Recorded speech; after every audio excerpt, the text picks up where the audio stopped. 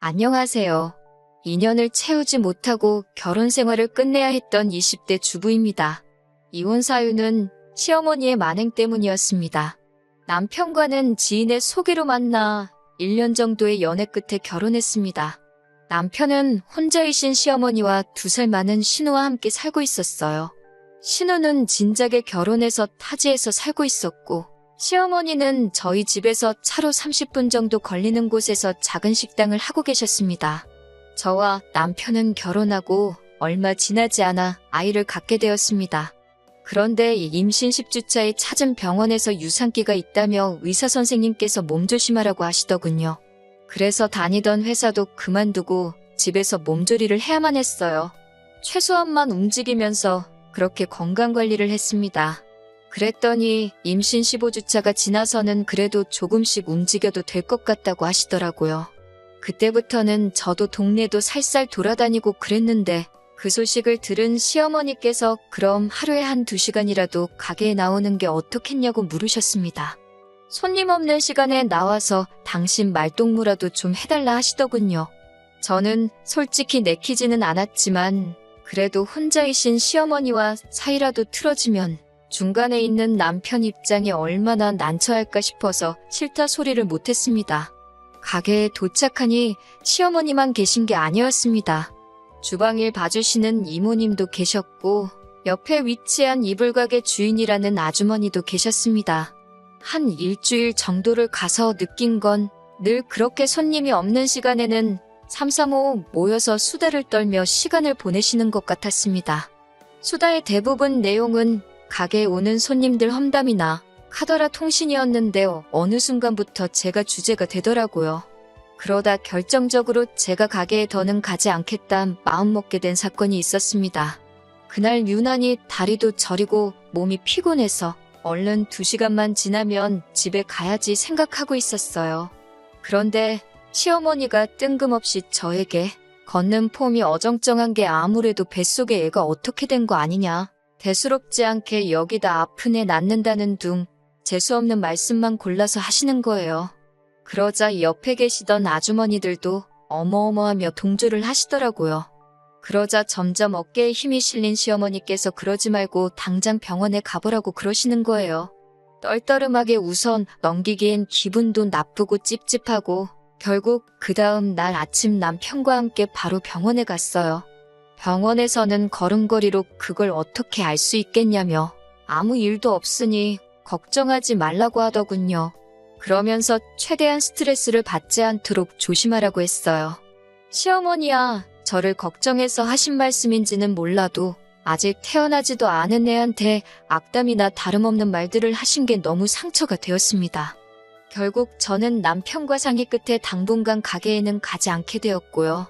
사실 제가 단지 시어머니가 찝찝한 말씀 한번 하셨다고 안 가겠다고 그런 건 아니었어요. 불같은 성격의 남편에게 이야기했다 일이 커질까봐 말은 못했지만 가게에서 제가 하는 행동마다 의미를 부여하시는 것도 너무 짜증났거든요. 과일을 많이 먹는 걸 보니 아들인가 보다, 이 시간에 하품하는 걸 보니 딸인가 보다 이런 말도 듣기 싫었고요. 처음에는 말동무나 하라 하시더니 저에겐 마늘가라, 컵닦아라 등등 자빌시켜놓고 동네 아주머니들하고 잡담하시는 것도 보기 싫었습니다. 그래도 저 때문에 시어머니와 남편 사이 틀어질까봐 구구절절 말은 안 했던 건데 급기야 며칠 전 시어머니께서 전화를 걸어오셨습니다. 말씀하시기를 시어미는 바빠서 집에도 못 들어가고 차에서 자고 그러는데 며느리라는 게 전화 한 통 없고 와서 얼굴 비추는 일도 없다며 서럽다고 울고 난리시더라고요. 저도 이때는 가만히 있으면 정말 저만 못된 며느리 되겠다 싶어서 남편에게 그동안 있었던 일을 전부 다 털어놓았습니다. 결국 남편이 다시 시어머니께 전화를 걸어 정말 생난리를 치면서 상황이 일단락 되기는 했네요. 그리고는 한동안 시어머니와 저희 사이에 평화가 찾아왔습니다. 시어머니도 저를 딱히 부르지 않으셨고 남편도 굳이 인사를 드리러 가자든가 라는 말로 제 속을 긁지 않았어요. 필요한 말만 하고 챙겨야 할 것만 챙기면서 어느 정도 거리를 두니 숨쉴만 하더라고요. 그렇게 이윽고 출산에 가까워졌습니다. 그날은 남편과 저녁 식사, 소화도 시킬 겸 산책에 나갔습니다. 한 30분 정도 걷고 나서 슬슬 집에 들어가자 하는데 갑자기 양수가 터져버렸어요. 급하게 병원으로 가면서 남편이 시어머니께 출산 가방 좀 챙겨서 가지고 와달라고 하더라고요. 친정어머니께 부탁드리고 싶었지만 2시간 거리에 살고 계셨기 때문에 그나마 30분 거리로 가까운 시어머니께 부탁을 드렸습니다. 그러자 시어머니는 출산 가방도 안 챙겨놨냐며 전화기 밖으로 들릴 만큼 짜증을 부리시더라고요. 출산 예정일까지 3주나 남았었고 챙길 것도 몇 가지 없었는데도 시어머니의 화는 쉽게 누그러지지 않는 것 같았습니다. 그렇게 병원에 도착해 남편과 가족분만실에 있었습니다.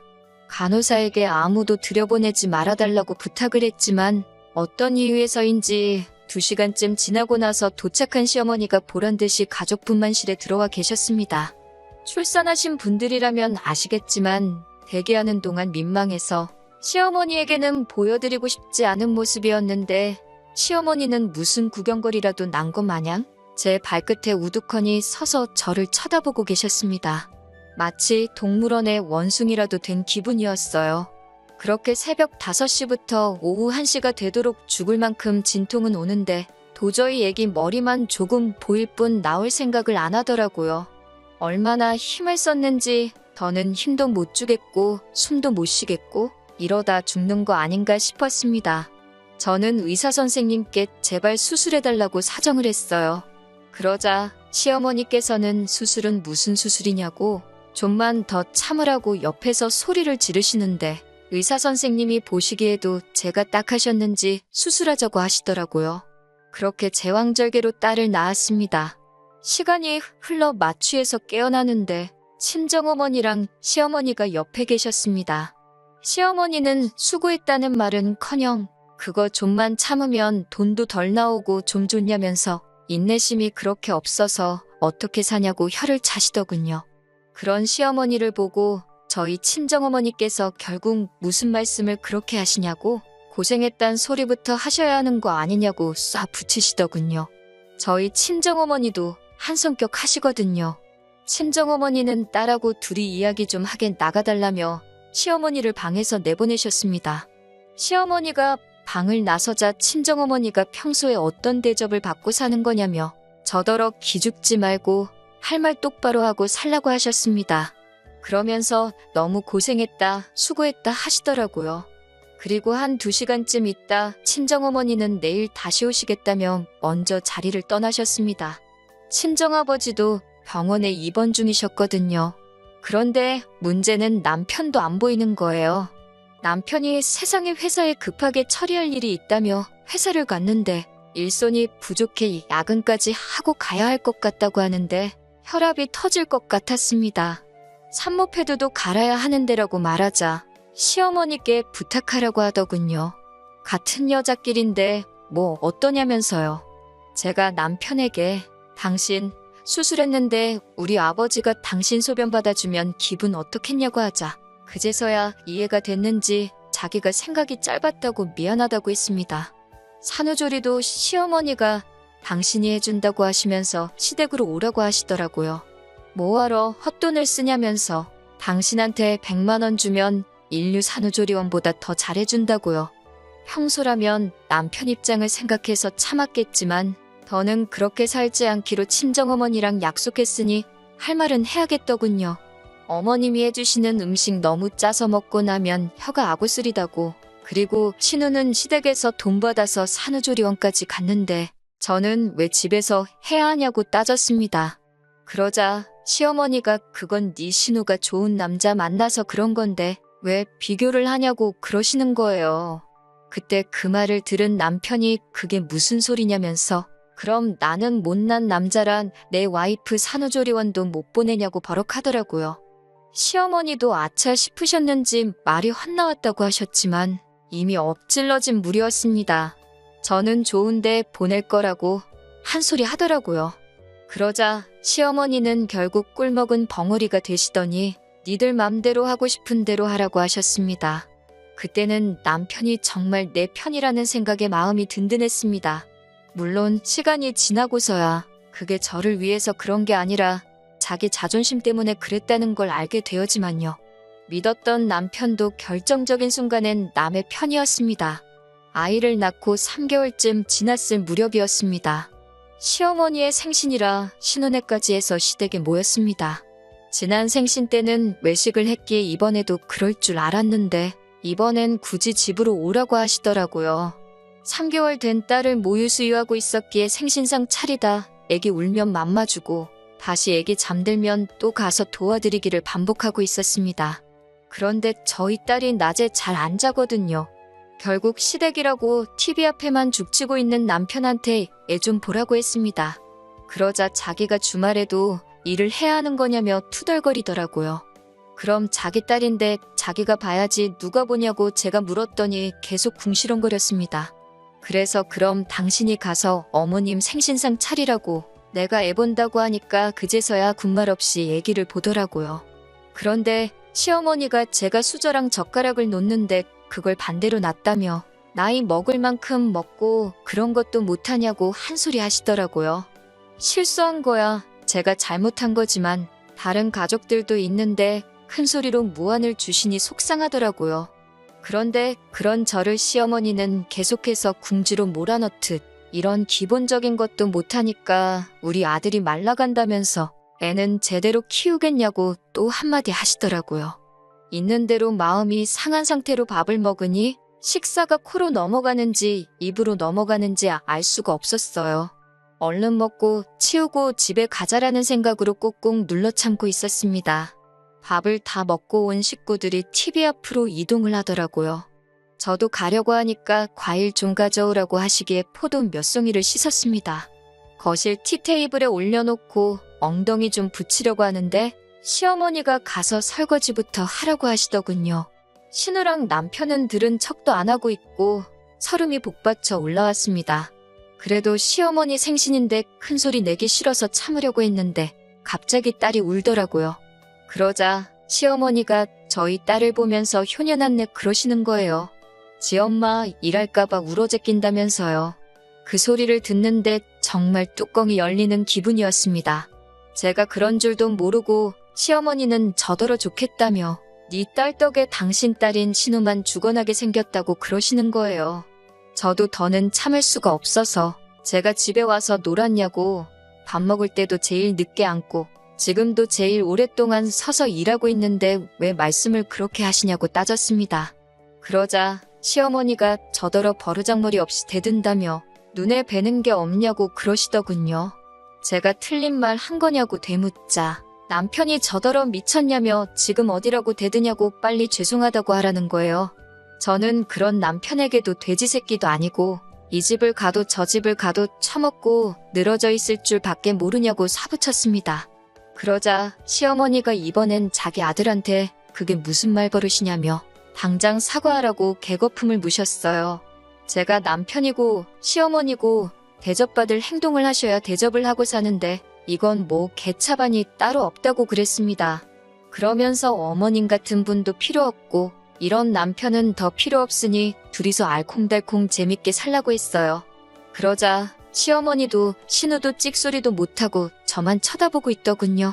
나는 내 딸 데리고 잘 먹고 잘 살 테니 너는 네 엄마 모시고 잘 먹고 잘 살라고 덕담 날려주고 시댁 밖으로 나와 바로 택시 타고 친정으로 향했습니다.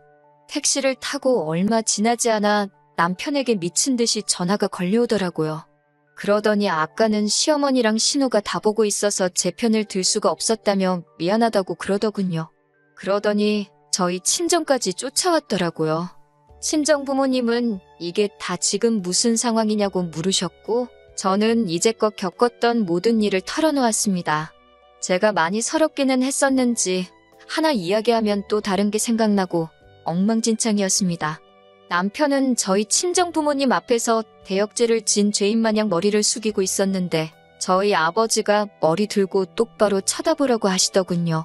그러더니 남편에게 우리 딸 종로를 시키려고 결혼 허락해달라고 한 거냐며 엄청나게 화를 내셨습니다. 그리고는 이럴 거면 이혼하라고 요즘 같은 시대에 이혼이 흉이나 되냐면서 우리 딸하고 손녀는 내 힘으로도 얼마든지 잘 먹고 잘 살게 할 수 있으니 당장 이혼하라고 했습니다. 그러면서 사돈 연락처도 내놓으라고 하셨고 그 길로 저희 친정어머니께서 시어머니께 전화를 거셨어요. 그리고는 남의 집 귀한 딸한테 막말을 왜 하시냐고 당장 사과 안 하시면 이혼시킬 거라고 하시더라고요. 그러면서 사돈도 딸이 있으면서 어떻게 이제 애 낳은 지 석 달밖에 안 된 애를 생일상 차리라고 부른 것도 부족해 구박을 하시냐고 사부치시더라고요. 그러면서 사돈 생일상을 왜 당신 자식들한테 안 받고 내 딸한테 받으려고 하냐고 내 딸 크는 동안 1,000원 한 장 쓴 거 있냐고요. 여태 가서 이런 취급받고 살았다는 사실에 더 화가 난다고 긴 말 않겠다 하시면서 더 이상은 내 딸 그 집에 못 보낸다고 애들 이혼시키겠다라고 하셨습니다.